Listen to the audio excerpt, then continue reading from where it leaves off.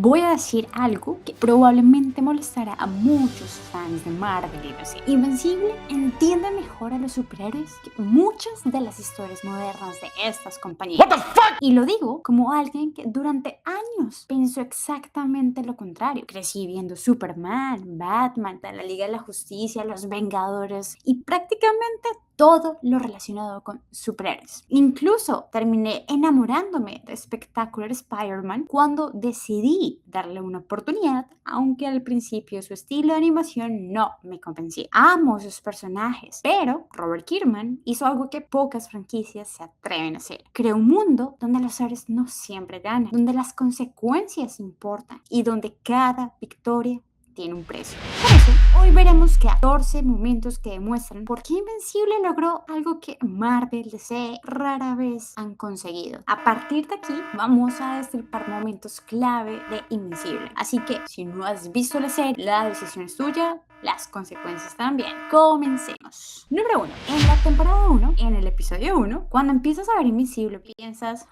otra historia de superhéroes. Un adolescente descubre sus poderes, aprende a usarlos y de una u otra forma los héroes terminan ganando. Los últimos minutos de ese episodio te hacen preguntar ¿qué clase de juego Tronos de superhéroes es esto? Porque el Superman de este mundo acaba de asesinar a la versión de la Liga de la Justicia. Y no, nadie lo está controlando. No está poseído. No perdió la cabeza. Simplemente está cumpliendo la misión para la cual fue enviado a la Tierra. Conquistarla.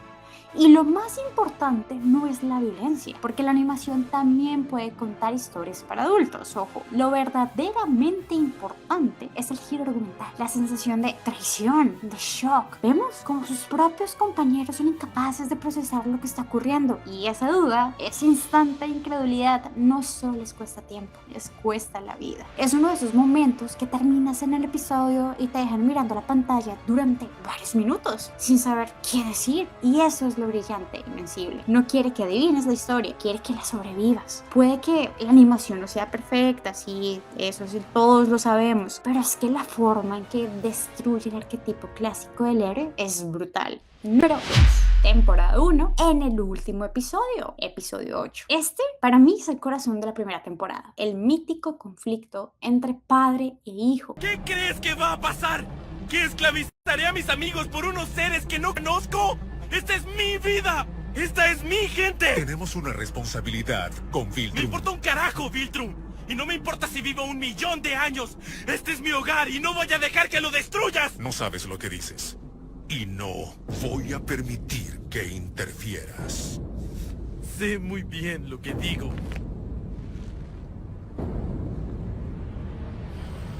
Entonces, llevado al otro extremo. El choque entre dos formas completamente opuestas de ver el mundo. Nolan contra Mark. Omniman contra Invencible. No es solo una pelea, es una ideología explotando frente a nuestros ojos. Y aquí la serie hace algo que pocas historias de superhéroes se atreven a mostrar. El verdadero costo de una batalla entre seres con superpoderes prácticamente divinos. No son edificios cayendo de fondo para verse espectacular. Son ciudades destruidas, miles de vidas perdidas, familias rotas, decisiones imposibles. Y entonces llega esa escena del tren, uno de los momentos más brutales que he visto en la historia de superhéroes, porque Mark todavía cree en el ideal clásico del héroe, salvar a todos, encontrar otra salida, negarse a matar. Pero Nolan destruye esa visión, utilizando precisamente aquello que Mark intenta proteger, la vida humana. No está intentando derrotarlo físicamente, que lo hace, sino va mucho más allá. Está intentando romperlo emocionalmente, demostrando que sus ideales no tienen lugar en el universo que él conoce. Todavía no entiende una de las lecciones más crueles de esta historia, que cada decisión tiene un precio. Cuando hablamos de un clímax, no nos referimos a algo como solo peleas. Todo lo que la temporada construyó durante 8 episodios explota aquí. Las preguntas encuentran respuestas, las máscaras se caen y los personajes cambian para siempre. No decepciona.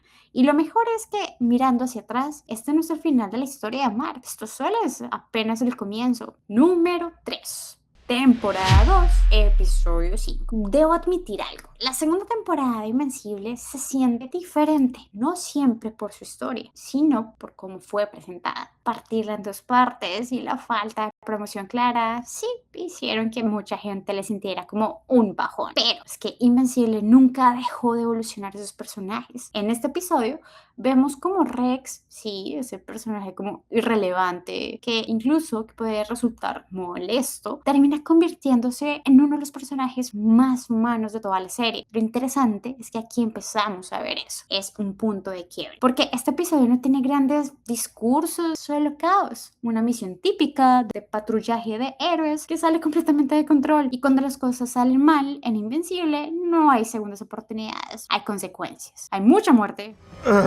Quizá eres muy estúpido para ¡Cállate! entender lo que sucede, pero ¡Cállate! deberías estar muerto.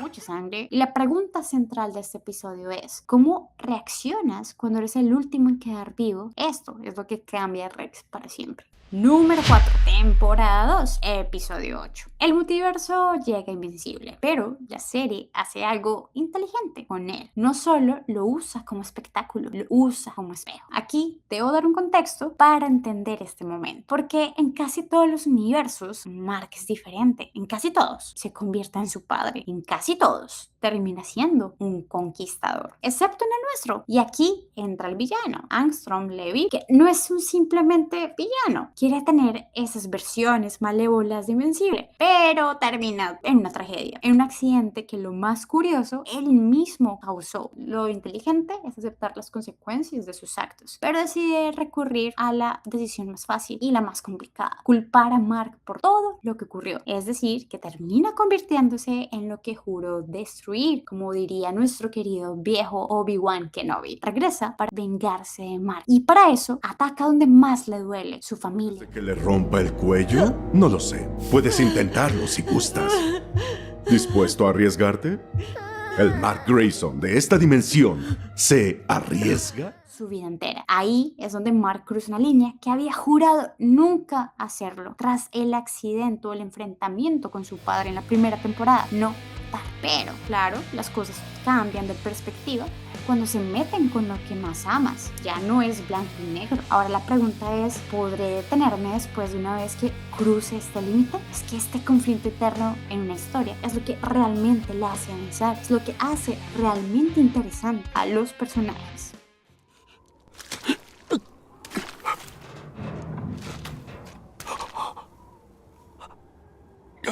Nunca más.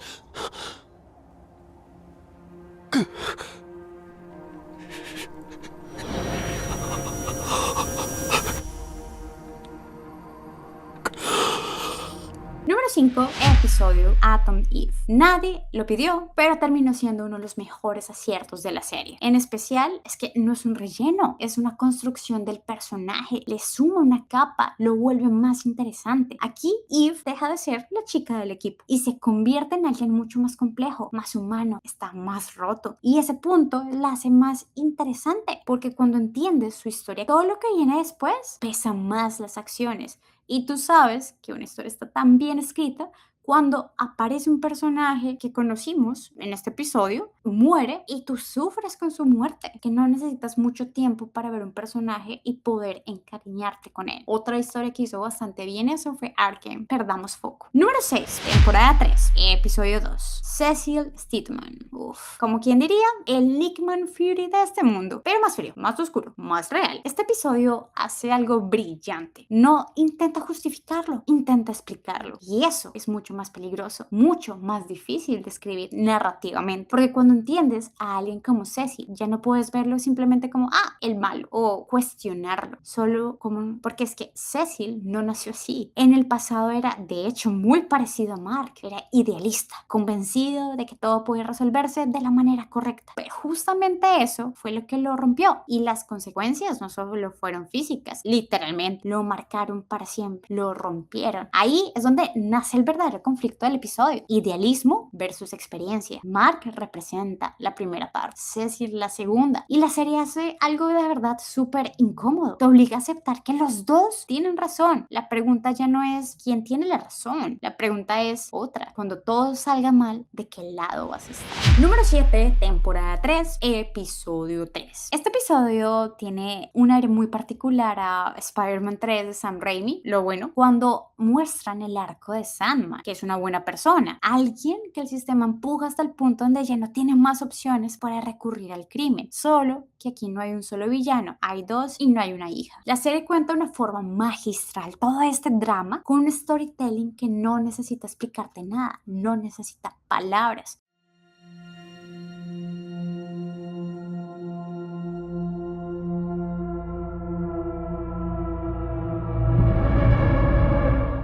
Porque solo lo hace a través de imágenes, silencios y una música que potencia cada emoción sin decir una sola palabra. Y por primera vez no estás juzgando a los villanos, estás viendo cómo se forman, cómo cada decisión los empuja un poco más lejos de lo que eran. Y en ese proceso aparece una pregunta mucho más incómoda. ¿Y si los seres intentan mantener el orden, terminan convirtiéndose en la parte del problema del sistema que ya está roto? ¿No?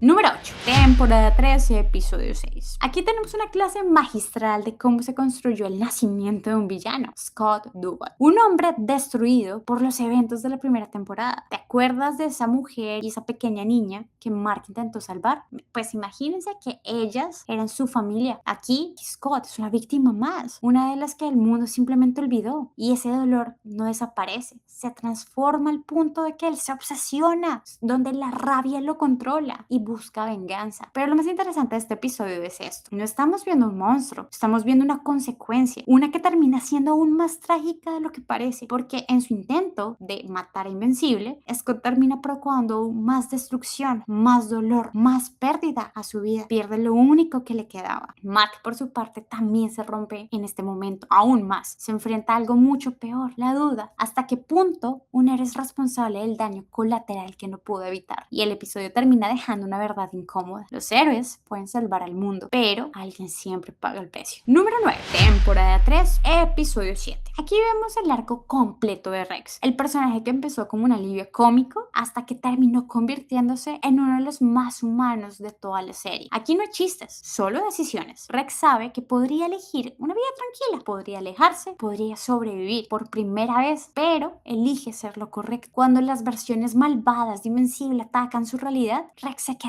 Y eso justamente es lo que lo termina matando. ¡No! ¡Está bien! ¡Yo tengo un plan! ¡Ah! ¡Dile a Ray que por favor me perdone por no terminar de ayudarla! ¡Ya váyanse! ¡Ah! ¡Ah! ¡Ah! ¡Largo! ¡Idiotas! Siguen sin notar cuando miento. ¡Ah!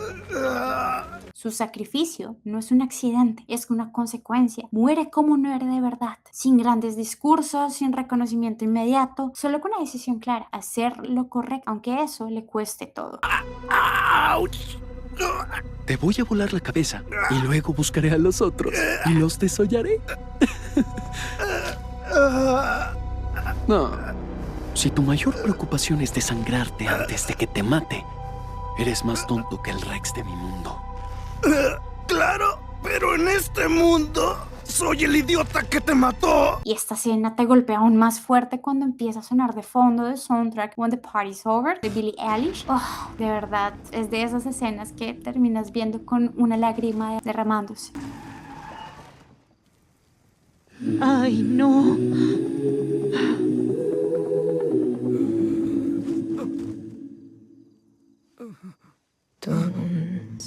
Rex. Número 10, temporada 3, episodio 8. Cuando pensábamos que ya habíamos visto el mejor enfrentamiento del mundo mundial entre Mark y un Viltrumita, ¡pum!, nos llega Conquest. Y es que aquí es donde la serie deja algo muy claro. Esto ya no es una historia de superhéroes tradicional. Aquí es donde sientes sin duda que una gran parte del presupuesto se fue en este episodio, porque esta pelea lo tiene todo. Mucha violencia, diálogos cargados de emoción y el conflicto interno en cada golpe. Este es el punto punto donde Invencible deja de jugar. Ya no simplemente es el bueno contra el malo, es una lucha por la supervivencia. Mark está roto. Para él, Eve está muerta y eso lo llena de una rabia y pierde el control. Aquí la línea entre héroe y monstruo empieza a desdibujarse porque cuando el dolor es suficiente, ya no importa quién eres antes.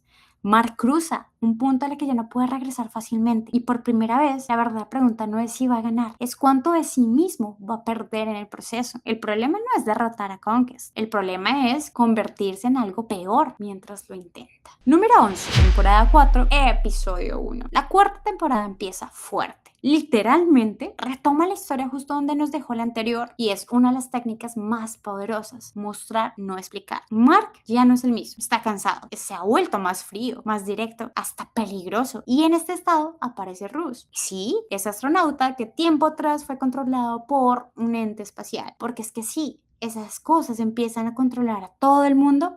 La Tierra colapsa. No es una amenaza cualquiera, es una crisis global. Los héroes intentan contener la situación creando una barrera que está a punto de romperse y cuando aparece la oportunidad de tenerlo todo definitivamente, surge un dilema. De hecho, dos posturas. Por un lado, robot, no matar al huésped, esperar, buscar otra solución, pero la pregunta es, ¿y si esperar significa llegar demasiado tarde? Porque si algo está enseñado en esta historia es que la espera casi nunca termina bien. Mark, en cambio, toma otra decisión, una irreversible. Decide sacrificar al huésped inocente para detener la amenaza y salvar la Tierra. Y aunque el mundo se salva, la pregunta queda flotando. Si hubiera esperado un poquito más, ¿se habría salvado todas las vidas? Esa es una respuesta que tal vez nunca tendremos. Lo único seguro es que Mark ya cruzó esa línea y esta vez lo sabe. Porque ahora entiende algo que antes evitaba aceptar. A veces salvar el mundo implica perder una parte de tu humanidad. Número 12, temporada 4, episodio 2. Cuando estudias cualquier disciplina relacionada a la escritura, hay una regla que siempre te van a decir: deja reposar el texto. Esta historia, de hecho, es un gran ejemplo, porque el cómic originalmente se escribió en el año 2003. Y aunque la serie es bastante fiel al material original, hay momentos donde Robert Kirkman mejora lo que ya existe al llevarla a pantalla o a Amazon. Es uno de esos casos. Añade una nueva capa de información de la misión de Omni-Man. No solo era conquistarla, era encontrar una especie compatible con los Viltrumitas y preparar el planeta para su expansión, porque después del virus su especie quedó al borde de la extinción. Y esto vuelve toda la historia de Mark y David aún más trágica. Lo que vemos aquí no es un villano, es alguien atrapado entre su misión y su propia humanidad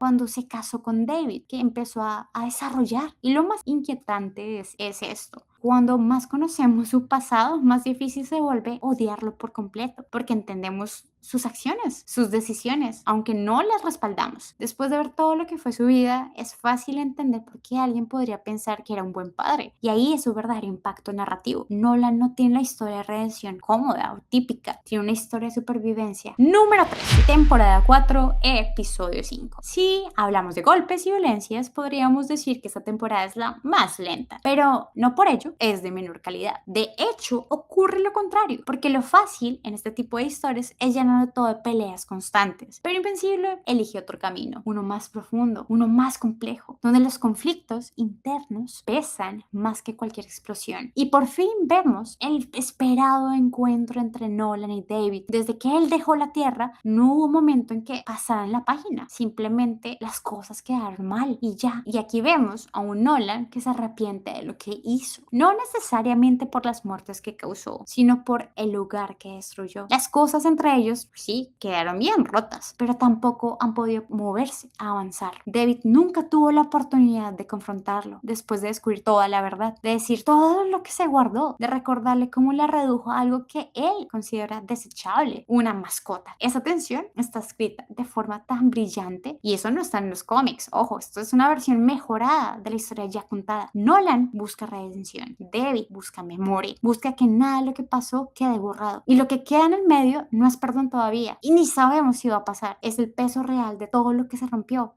Aún crees que lo puedes hacer todo, ¿verdad? Arreglar todos tus problemas con tus superpoderes.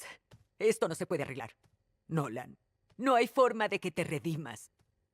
Asesinaste a personas, a familias enteras.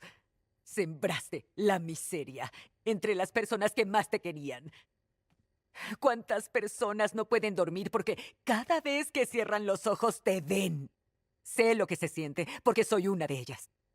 Y ahora vienes como si nada, con una disculpa de mierda, queriendo llevar a mi hijo a una guerra a millones de kilómetros donde podría morir, y crees que puedes reparar el daño. ¿Qué es lo que quieres, Nolan? Yo quería venir y pedirte perdón. Ya dijiste eso, y sigues aquí. Yo tenía que volver a verte. Vete al carajo. Y entonces la pregunta inevitable es esta: ¿qué harías tú en el lugar de David? Yo definitivamente no podría perdonar. Te extraño. ¿Me extrañas? ¿Me extrañas? ¿Sabes qué? Yo te extrañaba. Pero mataste al hombre que amaba. ¡Tú lo mataste! ¡Ah! ¡Ah! Debbie. ¡Ah! Número 14, temporada 4, episodio 8. Aquí, la verdad, dudé de haber escogido varios momentos de esta temporada. Por ejemplo, cuando Nolan, Oliver, Mark y el traidor Bill Trumita hacen estallar el planeta de los enemigos. Y aunque eso es épico, no lo elegí, porque sí, la acción es muy buena, pero quería contar algo mucho más peligroso, o mejor dicho, algo mucho más de pura escritura fina. De esos que hacen que uno piense, esto es cine. A diferencia de otros finales de temporada, esta no termina con ciudades destruidas, sangre, ni litros de sangre. Termina con algo mucho más incómodo, un conflicto psicológico. Mark está aterrorizado porque si Track decide vengarse, no hay absolutamente nada que pueda hacer para proteger a los que ama. Él está en algún lugar, observando, esperando, y después de lo que ya hemos visto, sabemos que es prácticamente imparable. Y eso lo destruye por dentro, porque empieza a ver amenazas donde no las hay, empieza a sufrir de crisis, y entonces entendemos algo clave. Cuando su mayor temor finalmente se hace realidad, ya no reacciona como un héroe, reacciona como alguien que está al límite. Y aquí es donde la conversación entre Mark y Track se vuelve fascinante, porque Track podría terminar todo con violencia, tiene todas las de ganar, pero no lo hace, porque es que él es un villano distinto, es racional, frío, sí, calculador, sí, pero justamente eso lo hace más interesante. Ya vio que la obsesión le hizo a su especie perder todo su planeta, y antes de recurrir a la fuerza, intenta negociar. Bueno, negociar es mucho, porque sabemos que tampoco es que le dé tanta opción a Mark. Ahora lo que él le ofrece es: van a vivir en la Tierra, se van a reproducir, pero nadie va a saber de su existencia, a no ser que Mark no acepte y empiece la guerra. En teoría, podríamos decir que todos ganan, pero sabemos que eso no se siente como una victoria, se siente como una pérdida disfrazada de un acuerdo, y Mark lo acepta porque el mundo lo empuja a una ecuación imposible: o cedes hoy o pierdes todo. Y ahí está su conflicto central. No es falta de poder, es exceso de responsabilidad. Estos capítulos no fueron elegidos por sus peleas, fueron elegidos por algo mucho más importante, porque Invencible no solo es una historia de superhéroes, es una historia sobre consecuencias, un mundo donde cada decisión deja una marca, donde cada acción tiene un precio, y donde incluso los héroes tienen que vivir con lo que hacen. Es una forma de construir personajes tan complejos que no son blancos, tampoco son negros, y tomar a esos arquetipos que ya conocemos y los empuja hacia territorios que nunca antes habíamos visto, o al menos no con esta intensidad. Y por eso, para mí, Invencible es una de las mejores historias del género, si no es que ya la considero como la mejor. Y hablando de buenas series, descubre el top 12 de episodios de How I Met Your Mother que te golpean distinto cuando creces. Pluma y Portal fuera.